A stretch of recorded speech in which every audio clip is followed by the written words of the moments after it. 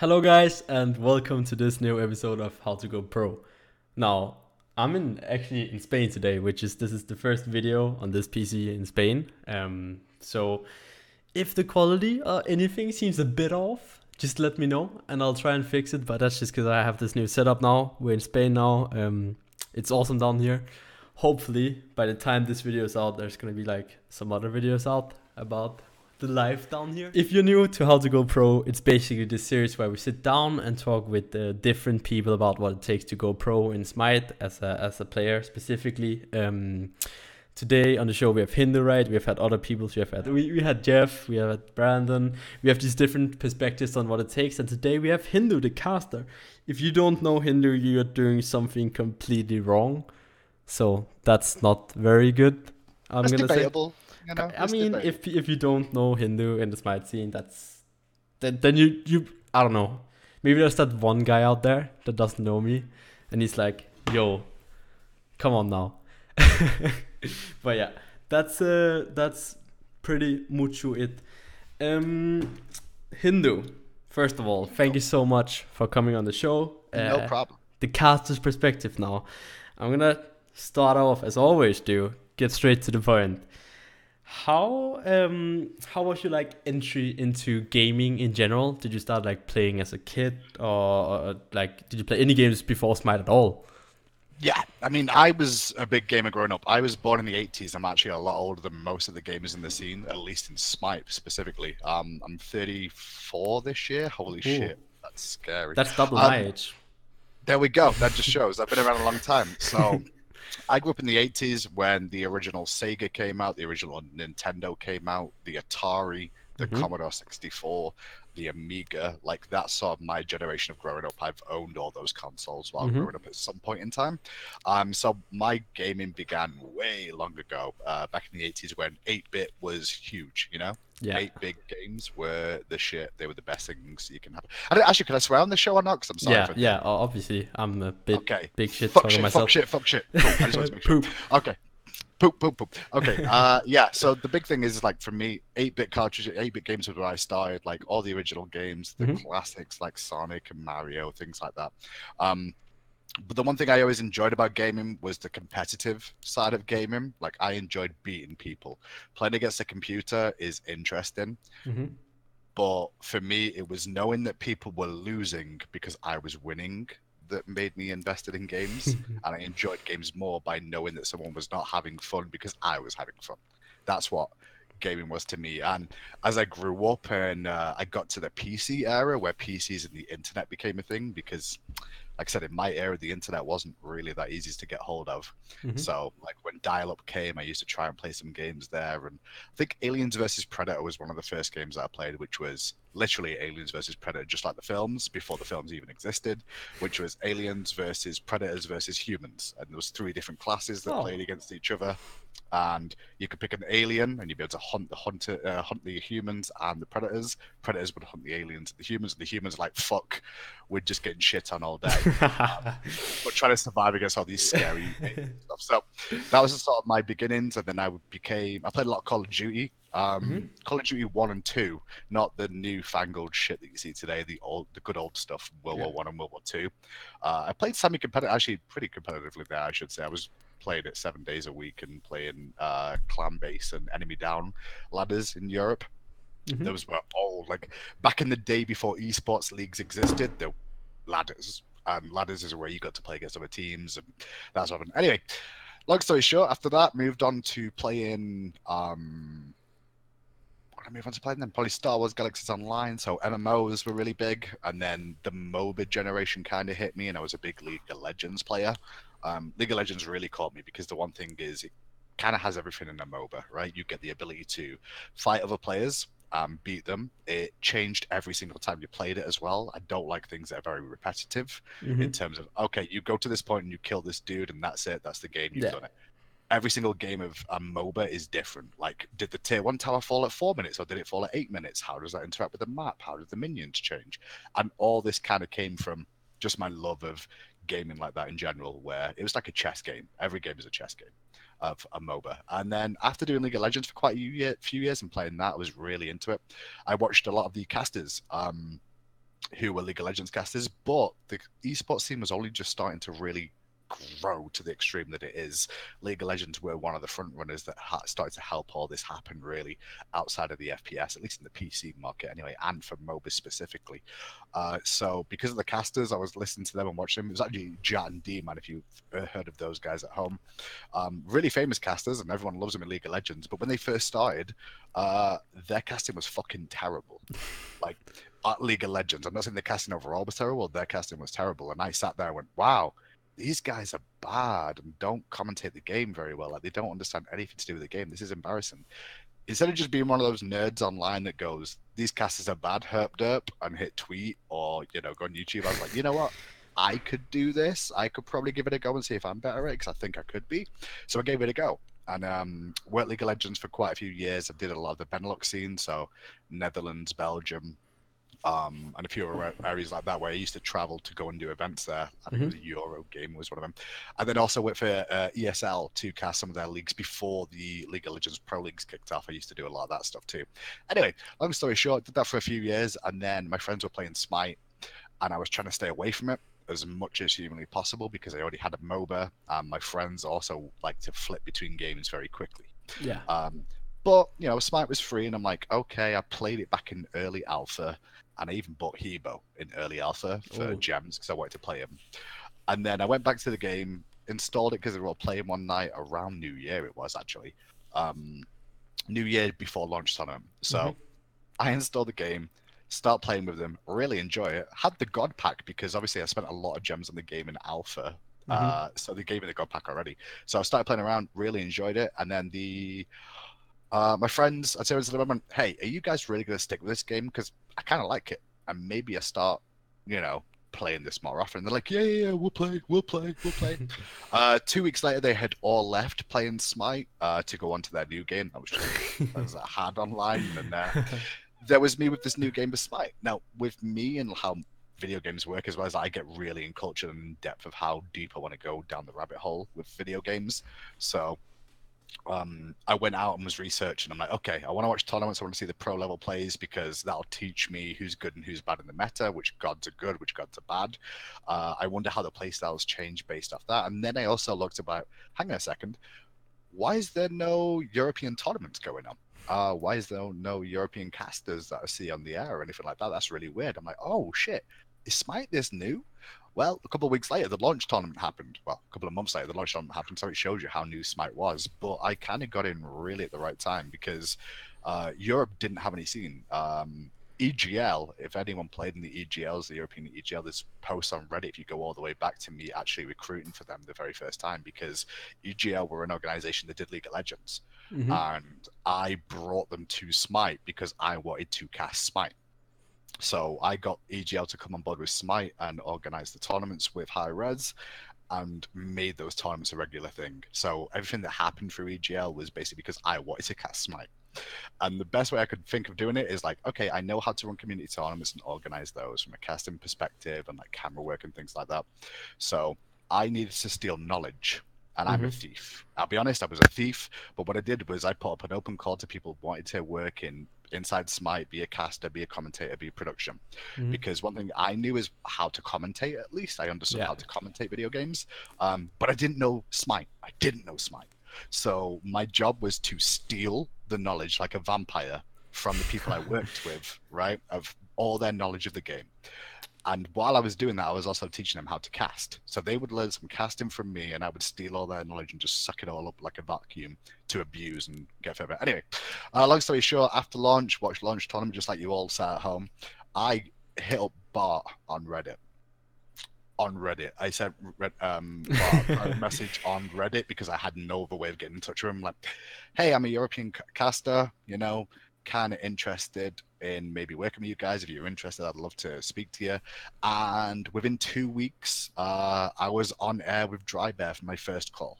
And that's since then you kind of see my career unfold. If you've watched since the original days, like I started on a Sunday and casted every Sunday, and then before long I'm now in charge of all the Smite casters at High Res. So yeah, that's actually really awesome. I think that's one of the stories I haven't heard before. You know, really? Yeah. When I sat down, I talked to DM. I obviously some of the stuff you told I already listened to on stream. Same with Jeff, right, with the documentary and everything about that. I actually haven't. Obviously I remember you running around in my ranked games playing tier like all the time back, but I do not like recall before that. That's At great. all. Yeah, because At it was all. a crazy existence, honestly. Because Mm-hmm. like I was doing it for more fun than anything else. Yeah. My commentary was for fun and entertainment. Because I was a gamer. Like the way gamers log on to just play the game, I would log on to cast games and Yeah. have fun casting them. It was my variation of how I like to do it. Because I could have potentially been high up in the scene, but I was generally older than most, and I always kind of viewed myself as older Yeah. than most gamers because I generally was born in the 80s, you know, and it was kind of Mm-hmm. before my time. So I could try to compete with people like you, EmilZy, who's half my age, in terms of like, you know, really high response times and shit like that. I'm like, well, you know, casting's fun. I like talking. I like entertaining too. So Yeah. it worked out. Well, and yeah, we have one of the probably the most successful caster, right? I mean, Oh, calm down. Probably not. Sorry, my camera blurred then. I That's think my so.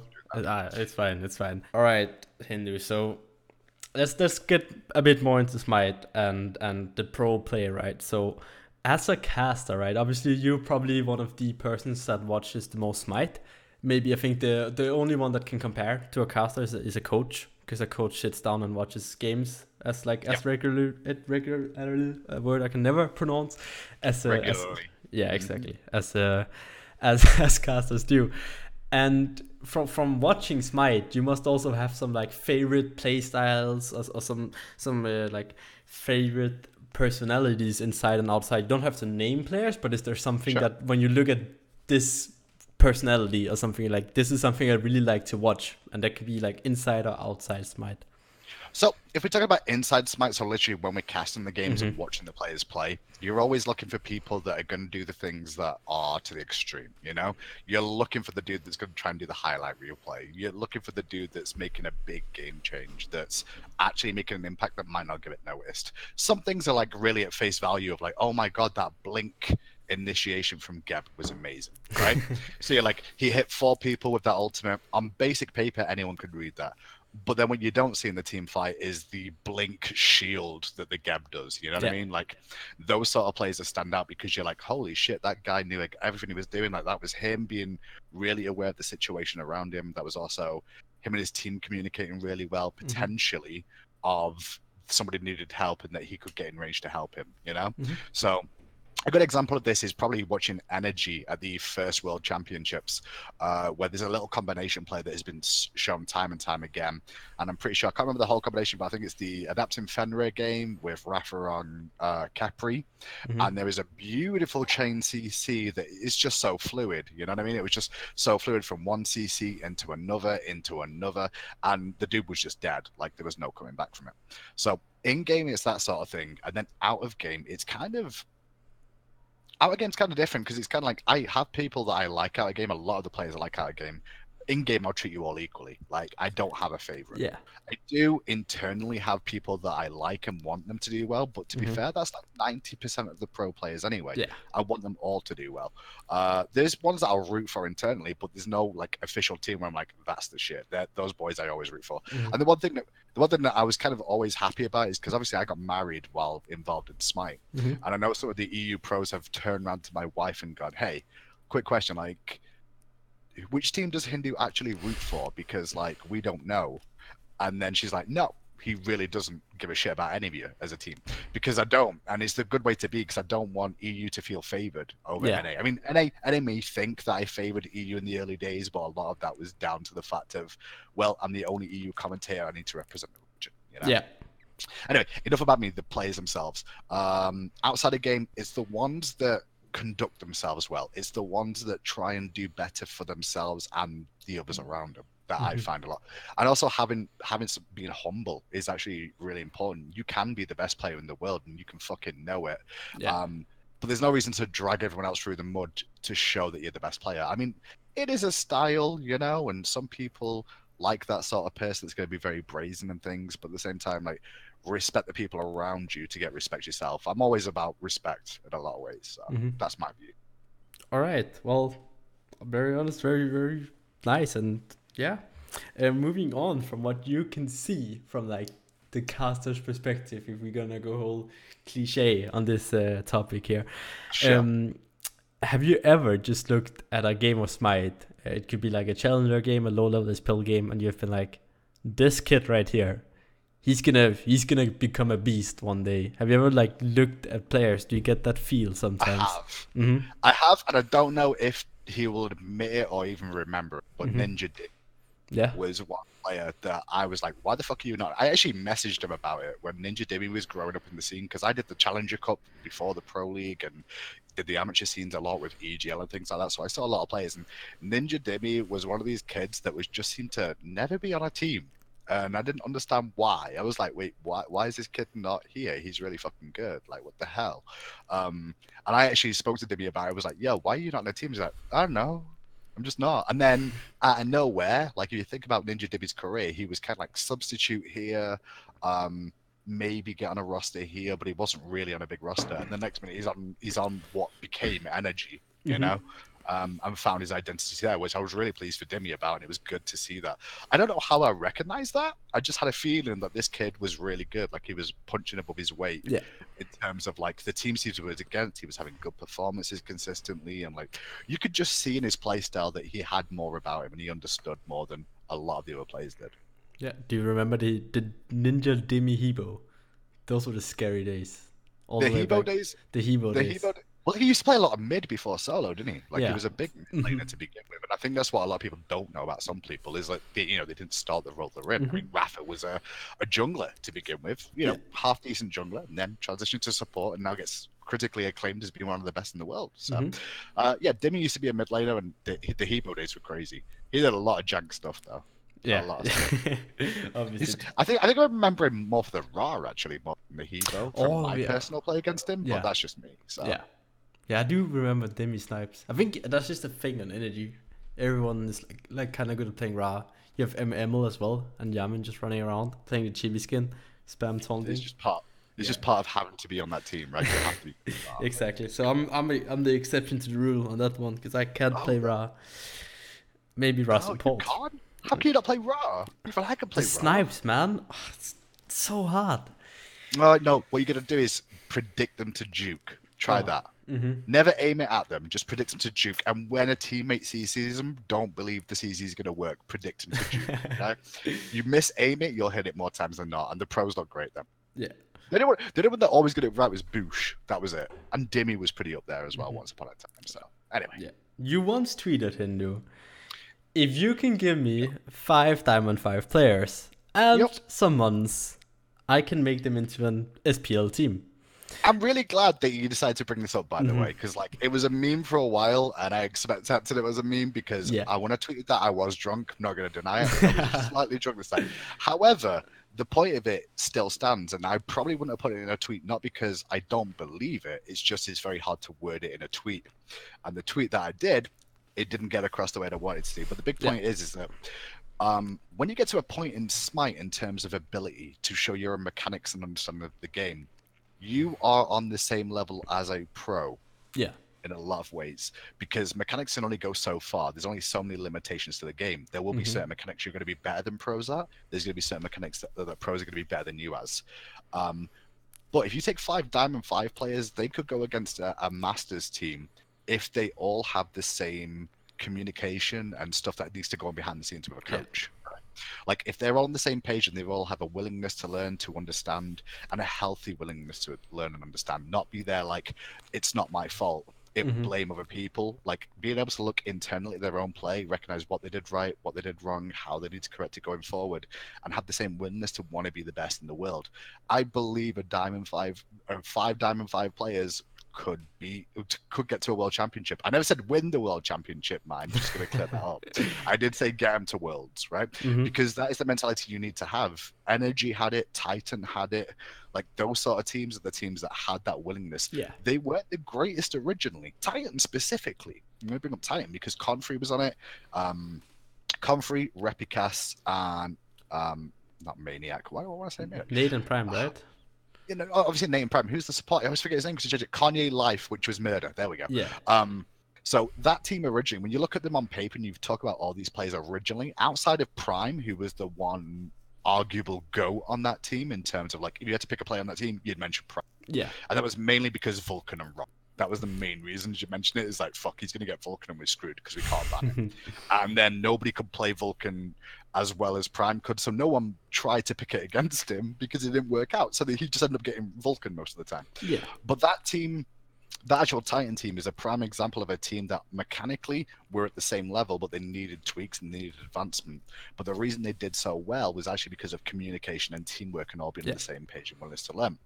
Same can be said for the NRG roster. Like, individually, they were great players. Adapting was a ranked monster when he was first picked up, but he played for Potato Boys before that, which was Dirge's team. And, you know, Rafa was a support that played for Mortality. You know, sorry, Jungle that played for Mortality before he decided to make this roster.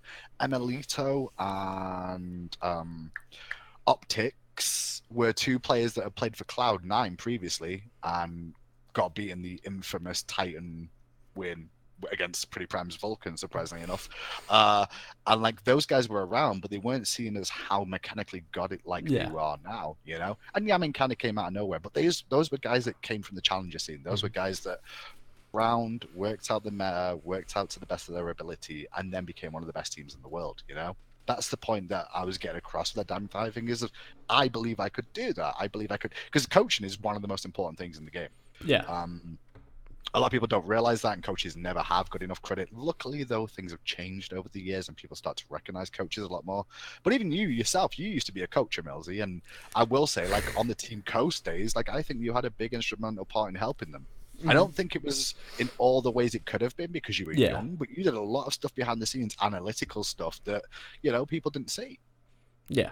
And I think, well, looking back at my own coaching compared to what Hazer did and what Ro is doing for us now, that was really bad, but it was the same fundamental ideas, right, of being able to get that, like, look from above on the game and seeing we keep doing this mistake and we should probably try and fix that. And sure, I don't have as much power back in the Team Coast days because I was this 13-year-old little boy running around with my socks and sandals as Hazer has, because he's gonna fucking roll, like they're scary, you know? Yeah. But yeah. All right, so Hindu, if you were ever to take 5 Diamond 5 players, what qualities? Don't ask me which. I was going to say which players. Yeah, okay, you have to pick 5 players right now, and they have to be Diamond 5. And I'm going to sit here and look it up. Okay, no, but what qualities would you be looking for? When I talked with DM, he really talked about this. I don't know if you watched that episode. No, I've not seen the episode. Okay. No, not yet. Okay. He talked about how every team should have like one playmaker, one like guy like Jeff that calls out everything, and then like 2 Pokemons or something he called it that are just kind of following up and not cluttering comps. What would you do if you had to like draft your own team and I mean, in qualities? What are you looking for?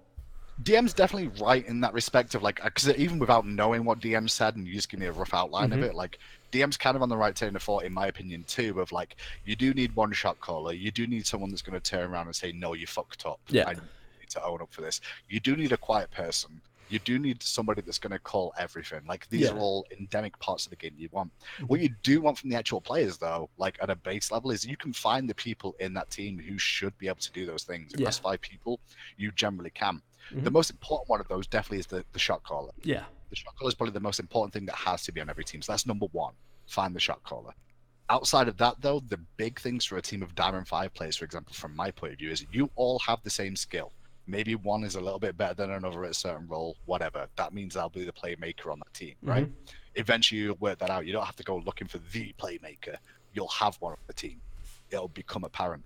The big thing is the fact that they're all willing to listen, to learn, to grow as a team, and to not ego each other. Yeah. And also be humble too. Like, those are very important things of like, you have to accept criticism. You have to give criticism.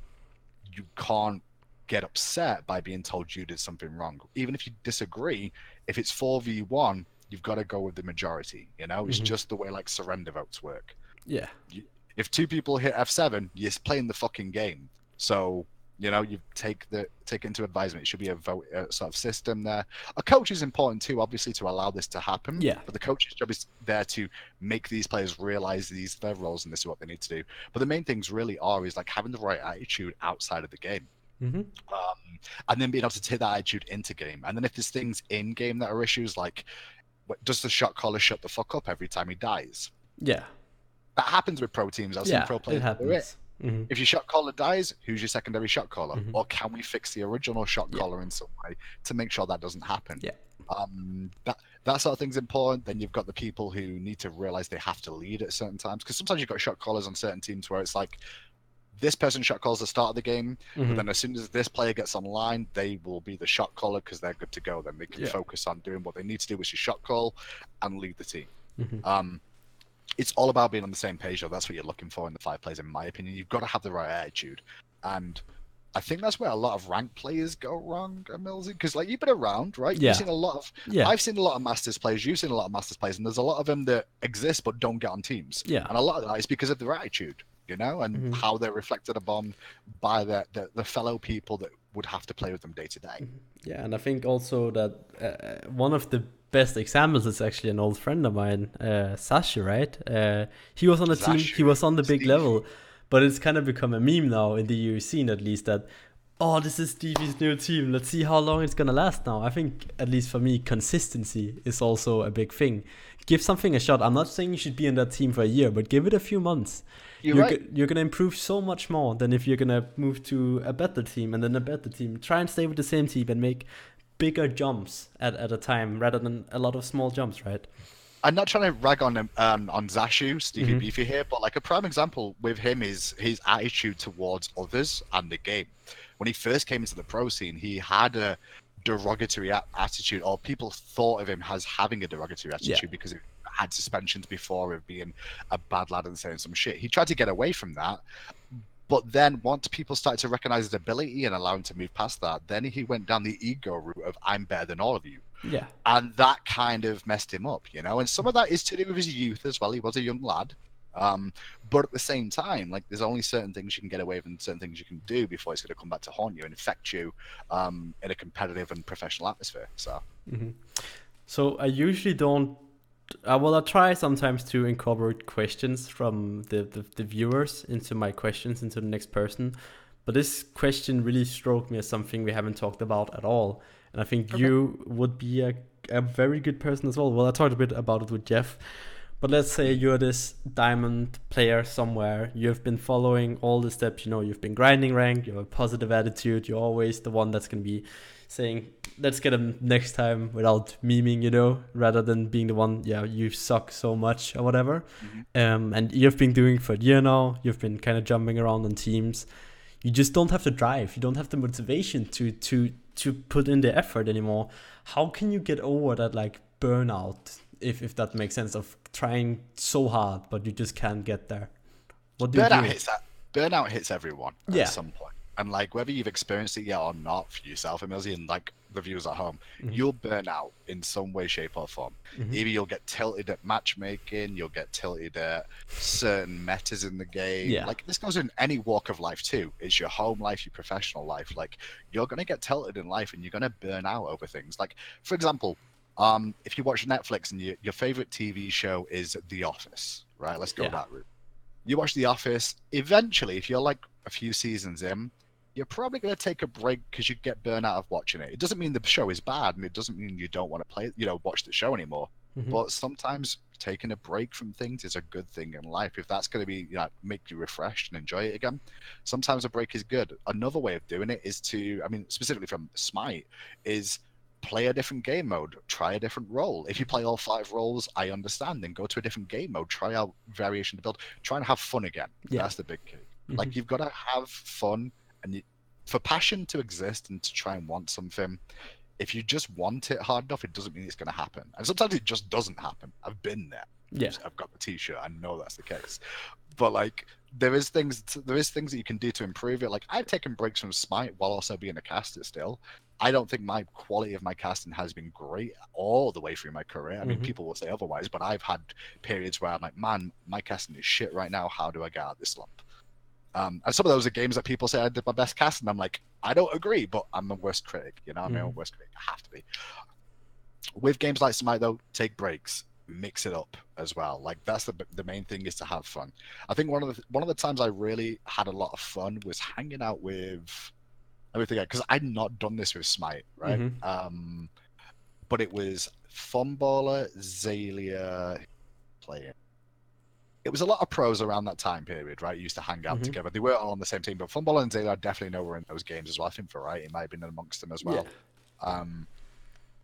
But they used to play mini games inside of Smite, like stupid shit, like go and stand in the Joust map, the original Joust map, and only play like 4 Vermar and a Poseidon. And you could only throw your skill shot ability that would come up forward and backward, or just forward, and try and kill each other with just that. And you weren't allowed to move; you could only dodge left and right. It was kind of stupid little game modes like that that allow you to relive the fun of the game. It's really weird, but it's it's much more entertaining to take a different look at it. And breaks are healthy, you know. Breaks to everything are healthy overall. So I've been on teams with a lot of grinders, right? And I think one of the biggest grinders I've definitely been on a team with was Cyhos back in the Quinch Crew days when he played solo for us. He plays so much Smite. It's 10 hours, you know. He only takes a break to yell at Yvonne for the coffee. It's like, Yvonne, where's the coffee, you know? But I think he hit burnout a few times as well. He's a really good friend of mine, and I played all the time with him. And he would have this rule when he thought the ranked games were getting rough, that one game I'm gonna play something serious, something meta, and then next game I'm gonna play something off meta, something troll. And he did that for 10 ranked games straight. And his attitude didn't like suffer super hard as if he had to play Osiris 10 games in a row. Exactly. Something like that, you know. There's a limit to pushing your limit, you know. You're trying to get better and push your limit, but sometimes there is a limit to how much you can push yourself in one given scenario before taking a break. Yeah. And refreshing. If you sit here and play Smite 10 hours a day and play the same god just to become a master at that god, you're crazy, because you're going to hit burnout and start getting annoyed whenever you see a certain god in every team. You're like, fuck me, I've lost already because I'm playing Ra and they're playing Anubis, you know? Like, whenever I see Anubis now when I play Ra, hate it, you know? I mean, to be fair, Variety will, if you remember the old days against good old... what was his name? I forgot his name. Kid who played for C9, solo lane. NQ. Oh, yeah, NQ tier. The good old days. It was NQ. I just remember NQ's Anubis versus Variety's Raw one. Yeah. He just like soloed him twice. Like Sile playing the old Ao Kwong. Those were the good old days. You'll get into bad situations where you'll breed bad habits for yourself of not enjoying the game, and it just becomes a spiral, a descending spiral, like a plug hole, where just everything filters down. These streamers as well, for example, you watch streamers quite regularly, everyone streams. Yeah. You'll see streamers that will have fun too and like mix it up and go on different gods, just because if they keep doing the same grind, it feels really bad. Yeah. The main thing is, though, I guess, EmilZy, is the fact that a lot of these people who watch this will want to do this in their rank games, or they were like, well, I can't have fun because I've got to play rank to be the best and show I'm good enough, right? Nah. If you don't want to affect your rank situation and you think your rank is important because you're in plat, you're trying to get to that diamond, then go in casuals and do it. Like, there's nothing wrong with playing casuals. Yeah. I main support and I play mid as like my off role. Yeah. I'm really mid and support on my two. But if I want to get better at the other roles, I don't go playing fucking ranked, because then everyone will shit on me and tweet about it. So what I do is I'll play casuals and be like, fuck it, I don't care. But I do play those other roles to have fun. Stand up. Sometimes you just got to take a break. That's all it is. Yeah. So Hindu, if you have one piece of advice and you had to boil it down and spit it out as fast as you could to a guy that walks up to you and he's gonna say, yo, Hindu, I am trying to become a pro. Do you have any advice for me? Do you have one single advice for me? What would you tell him? Oh my god. Well, first of all, I'd say you're fucking mental, because pro players have to put a lot in to get very little out to begin with. As in the potential to become a pro player. Let's just look at it from this season specifically. Yeah. So I'll give you a proper answer, but this one's really important. In the Pro League in Smite now, we've got 6 North American teams and 6 European teams in the Pro League. So it's just condensed down to make the competition even tighter, right? Which means that there is only 6 mid laners from Europe, 6 mid laners from North America that you are competing against to be a mid lane, to be a professional pro on a mid lane team. You need to be top 6 in a fucking region. That's insane. Right? So if you're willing to go for that route and you want to be that, you go for it. but expect that it's going to be a tough grind and you may not get the result you want to, especially if your attitude is wrong, especially if your mechanics need more improvement, or the way you are doing things, or you just don't gel with the team because they need a playmaker and you want to be a shot caller, or they need a shot caller and you're trying to be the silent assassin. You know what I mean? Like those sort of things are reasons why teams sometimes don't work out. So first of all, you're fucking mental for trying to be pro. But if you do want to go that route and you want the best piece of advice, listen to everyone. Listen to everyone. Ask for feedback. Like, ask for feedback. Hey, do you think I played that game well? And look at, and I guess the other one is look at yourself. Look at yourself. Don't be looking at what the teammate did on your team and that's the reason you lost the game. No, you probably did something in that game you could have done better. Was I in position the right time all the time? Did I miss an ultimate? Should I have healed that guy? Did I waste my relics here? All those little interactions are very important to increasing your skill level and your ability to play the game.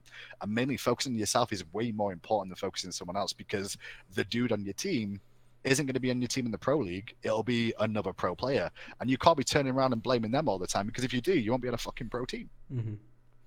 Okay, so we are running a bit short of time, but I think this is good. Sorry, and it's fine. But I really want to ask you this, and you can take all the time in the world you want, because I'm really enjoying it. Okay, that's good. Okay, so one of the questions I've gotten quite a bit as well, which I think you are one of them that probably can give one of the best answers if you want to, obviously that is, hey, I want to go pro in Smite, but people are saying this game is dying, or I don't know, it could be that, is there a future for me going pro in Smite? Do you think, what if you're, obviously I don't think that if you're a completely new player right now, you can say, oh yeah, I want to go pro. That's probably a bit unrealistic. I think you... Well, in one sense, yeah, but in another sense, no. I mean, think about it. Like, if a person picks up the game tomorrow and naturally gifted and knows MOBAs, say Tyler 1, for example, right, from League of Legends, he gets MOBA and he understands MOBAs already, so you know a lot of the basics of Smite in terms of conquest play. Yeah. But you put the grind in, you could become pro in a year. Like, I think if you have the actual natural ability to be a leader, for example, be a shot caller. You think a year? 1 year? I think you could do it. I think you could do it in a year. I think so. It's 2, right? 1 or 2. I don't think 1 year seems so short to me. When I say a whole year, I mean, like, okay, spring split. You get into the game around January, right? Yeah. You watch the World Championship. Put it this way: I did it as a caster, but obviously casting is kind of different. But start of the year, January, you watch the World Championship, and you're like, motherfucker, this game is great. This looks so much fun. I want to be on that stage next year. I think by December, January, the year after, you couldn't be on a pro team. I'm not saying like you'll make a pro team before that. I'm saying like that first year, the first 6 to 8 months, maybe grinding to get to the ability to understand the game better. And then 3-4 months of grinding up the challenger ladder of like getting on teams and getting noticed. And then someone takes a shot on you. You know what I mean? Like someone turns around and goes, you know what? Adapting, where did adapting come from? Yeah. You know what I mean? He just played ranked. That was the good old i5, potato voice. The i5, the original i5. Oh my god, don't talk about it. I feel so bad for i5. The one thing about i5, the only person that, you know, Durgis, right? I always bring up Durgis because that poor kid, right? He had a talent for finding skillful people. Yeah. He brought Rafa to the team, and then he also brought Adapter to that team. And then slowly but surely, a lot of the people that he teamed with have become pro. Yeah. At some point, which is really scary to think about. Just didn't do it himself. Anyway, I forgot what was that? We're talking about the future of Smite, and you're talking about can you get into. So you potentially could do it in a year. I'm not saying it's really realistic and you should aim for that because it's not, but it is possible. Yeah. The fact is, Smite has more money being pumped into it than ever before in terms of competitive esports play. The players now get official salaries, which means that they can take it more seriously. Move into team houses. Yay! Move into team houses like you guys have done. Or be able to not have to take jobs alongside, which is, when you think about it, there is professional footballers who play for countries around the world. And I'm talking soccer here for you North American kids that watch this, but professional football players who play for their national teams that play football as a part-time thing. Yeah. Because they have a normal job. Iceland is like the most good example, Iceland. Right? Thanks for bringing up Iceland. We have to do Iceland. Like, you know, they knocked England out of the last time. Oh yeah. But thanks for that. Exactly. Thanks for that one. You're welcome. Yeah, it had to be Iceland. Could have picked any other team. You went Iceland. The the one thing you got to realize is these pros, like these players, now have the opportunity to focus fully on the game, which means there's a lot of money involved. I mean, if you're able to not have to worry about finances, it means you can invest in the game. Yeah. Obviously, school's really important for you all. I'm not saying skip school, do schoolwork. Okay, school is good. Yeah, school's good, sure. But there is money in the scene. There is a chance to still be a pro. There's no plans. If there's any plans to drop Smite, I don't know about them. There's no plans to not fund the scene anymore. People saying the game is dying is because we do see a lot of the stuff. The game is dying, right? It's because a lot of people who are saying that have been around a very long time. Yeah. And we discussed burnout earlier on, and some people also don't like metas or direction the game takes. But that's also a personal thing too, because one meta is a tank meta and everyone's like, yeah, I fucking love this game because I'm a solo laner and I shit on everyone. And then other people are like, well, I'm a mage player and this sucks. And then you get a meta like this where mages are really strong early and everyone's like, oh my god, this game is dying. It's awful. It's over. The game is dead. There is still thousands of people playing the game every single day. You may think queue times feel long, but most of the people you watch on stream generally, like they're the ones that have the extremes, but they're really high level players too. So they're gonna have higher queue times. That's gonna be natural. It's a sacrifice, queue, right? It is a sacrifice. You're gonna be a good player. It's gonna be hard to try and find games for you. And yeah, I'm not defending matchmaking at all. I think matchmaking has been really good lately, actually. Oh, that's you. I won't say that as a high result. So I'm gonna do that. But yeah. The big thing to realize is that the game is still fine. There is still plenty of time in Smite's future. We're just on to deal with Mixer, and whether people like it or don't like it, there's a lot of investment into a video game from big company. Like Mixer is owned by Microsoft, who own Xbox, who own fucking Windows. Right? Yeah. Whether people think it's a cash grab or not, I don't agree, because at the end of the day, I've just got Microsoft to fund the company I work for. Well, fund the leagues that I work for. Yeah, exactly. And so that's a good step. It's a good thing, instead of putting it out free on Twitch. Yeah, and I think, you know what I mean? Yeah, I think a good general point as well is that even if Smite is slowly stagnating, worst case, esports as a whole is taking off. Like, it's everyone is investing into it. Amazon, Twitch, Microsoft, Mixer, Facebook, YouTube, like Google, like everyone wants to be a part of esports. And even if Smite is stagnating, Smite is still gonna get lift from like just esports in general being such a good business right now. And that's worst case for Smite, because I have so many people that come in, yo, I just picked Smite up the other day, EmilZy. I just wanted to thank you for your videos or something like that. I see that almost on a daily basis. So I'm like, I don't know if you think Smite is dying, but I just I think... Well, the other thing that happens, though, is that like a lot of people that say Smite is dying are actually helping it to die if it was going to die. They may not realize that, but if you consistently turn around and go, that wall behind me is blue, it's blue, it's blue, it's blue, it's blue, it's blue, over and over again to everybody that walks in the room, some people are actually going to start going, yeah, it does look a little blue. Oh, maybe it is blue. Oh, maybe it is blue. I mean, I don't see white at all, or like shadow black as it is right now. But I don't see blue. I just see blue. And then it means you don't go play the game. So you sit there going, Smite's dying, Smite's dying, Smite's dying. You actually stop new players picking up the game because they think it's dying. When it actually isn't. There's actually a Reddit post as we're talking right now that I read today where someone was like, hey, I was thinking about getting to Smite. Do you think I should play it? And the Reddit community generally is always the most outspoken. Yeah. It's a very small fraction of the Smite community. Let's just clear that up. It's like a couple of percent of the Smite community in total that play the video game on a day-to-day basis.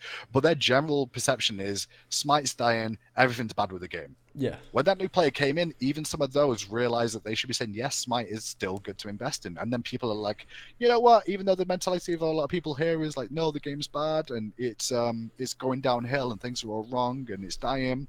There's still people going, oh yeah, I started up last week and it seems really good to me. Yeah. So, yeah. All right. Well, I think we're gonna round it off here. It's getting a bit too late. I did have something, but I think we gotta end it now, sadly. You sure you can do one more? I don't mind. I can stay here. Can do one more. Let me see what time is it. Okay. And also, I cast for a living, man. I sit here and I have to. I could have an hour game. See, I don't. 2 hours. I'm getting used to it now, man. I can tell you, the YouTube grind is actually really hard work. Oh yeah. It's my voice sometimes. But you know all of it. You know, really yeah. All right, I'm just gonna leave while you answer.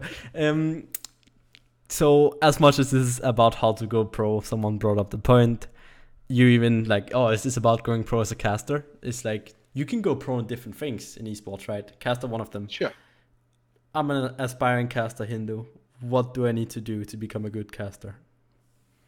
The first thing to realize is it's your best critic will always be yourself in terms of casting, whether good or bad. And if people say, because people will turn around and go, you're bad, but they won't give an explanation of why you're bad.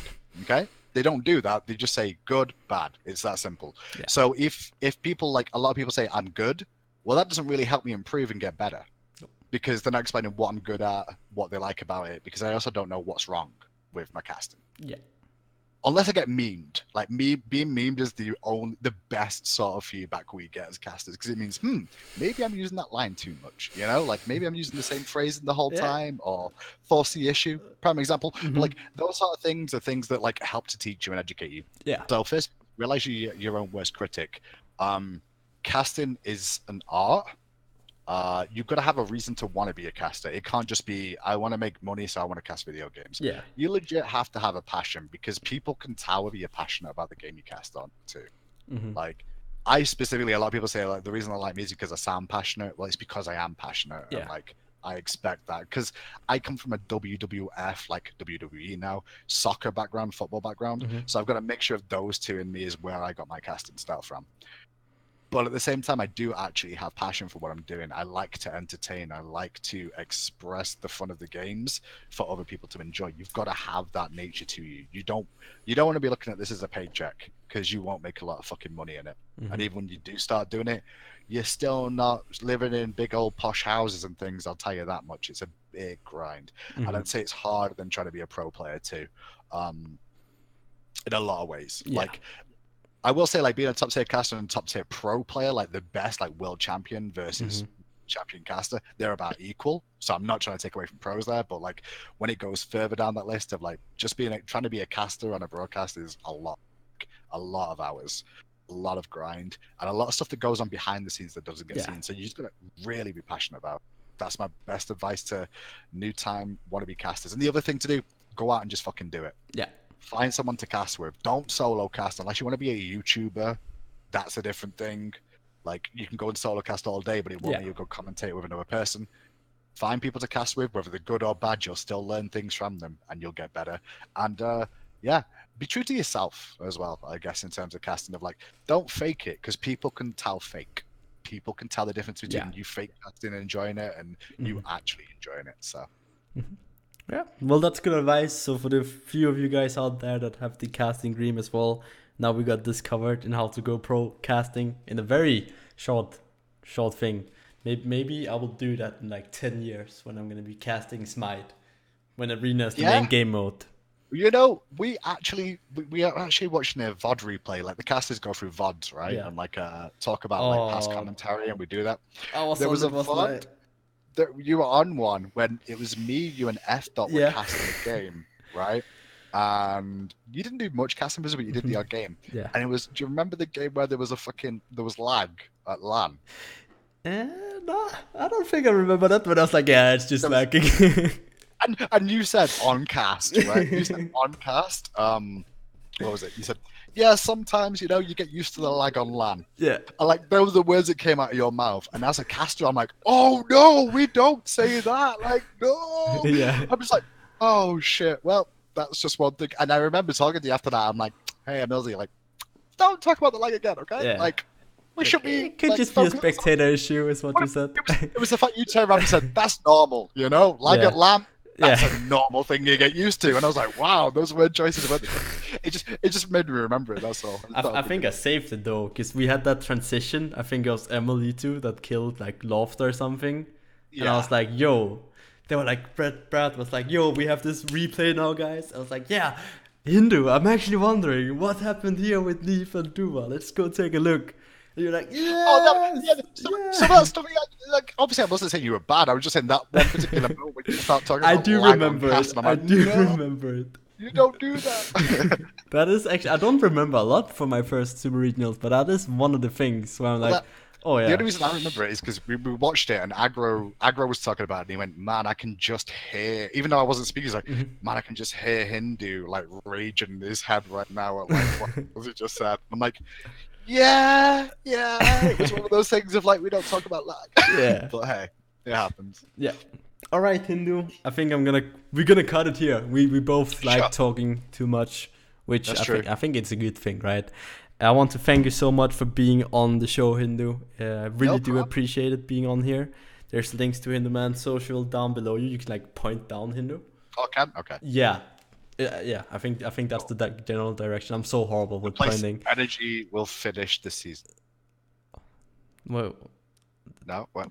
Sorry, there's like yeah. Okay, good. Okay. That's gonna make it for this episode of How to Go Pro, the caster's perspective. I hope you all enjoyed it. If you did, make sure to like, comment, subscribe, and press the bell. And until next time, peace out.